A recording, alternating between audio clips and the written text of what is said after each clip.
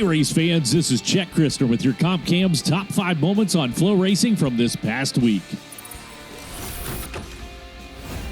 But it's a NASCAR Hall of Famer going to victory lane here tonight at Tri-County Speedway. Bobby Labonte wins. Number 5 happens at Tri-County Speedway with the Smart Modified Tour, where 59-year-old Bobby Labonte showed us he's not slowing down. Former NASCAR Series champ battled past Brian Lofton and into the lead on lap 85 to claim the Cardinal 99 victory. Following the win, Labonte was still strutting around the pits in his driver's suit, and Flo's very own Matthew Dillner found out why.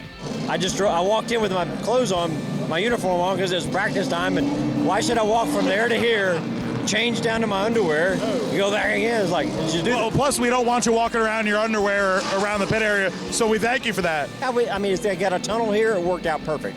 So here I am still in my uniform, and it'll look funny going to cookout here in a few minutes with my uniform on. But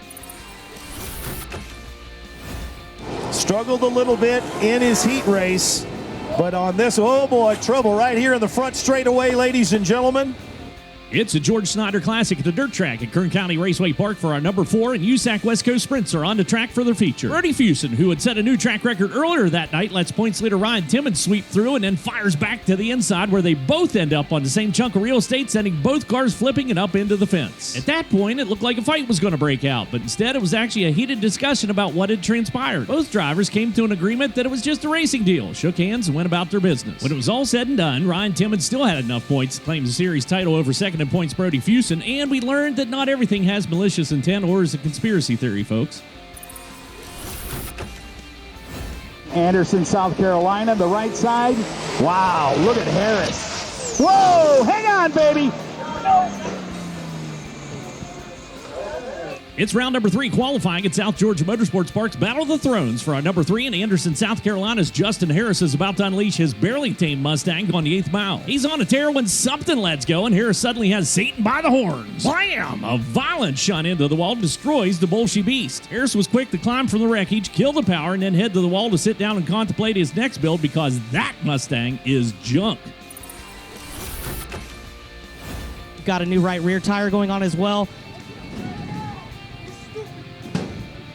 And just a collision with Cap Henry as he pulled off the racetrack. The High Limit Sprint Car Series at Lincoln Park Speedway is our number 2, and the inaugural championship is on the line. 7 starting Kyle Larson has to finish 6th or better to best Rico Abreu, and out of nowhere, Cap Henry spins trying to stay out of Kerry Madsen in the 55. That in turn collects Corey Eliason and Justin Sanders, and all this happens right in front of Tyler Courtney and Larson, who narrowly avoids disaster. Now, this next part isn't our number 2, but it's a soapbox moment for me, so let's talk about it for a second. Cap gets shoved back towards the work area, and the moment he comes off the front of the quad, he learns he has no brakes. Henry then threads between 2 clumps of humanity and punches into the back of a mule. A crew member, who no doubt had the bejesus scared out of him, reacts as I'm sure anyone would in that situation. But my issue's with the number of keyboard warriors who instantly jumped onto socials and all over Cap. Personally, I think he did a great job with the limited choices he had in an extremely short amount of time. But hey, you do you. Anywho, back to our number 2. Restart, and Rico kept doing what Rico be doing, which is winning races, while Sunshine steals second from Larson coming to the line. Rico grabs the win, and Larson's 3rd place finish was enough to earn him the inaugural series crown.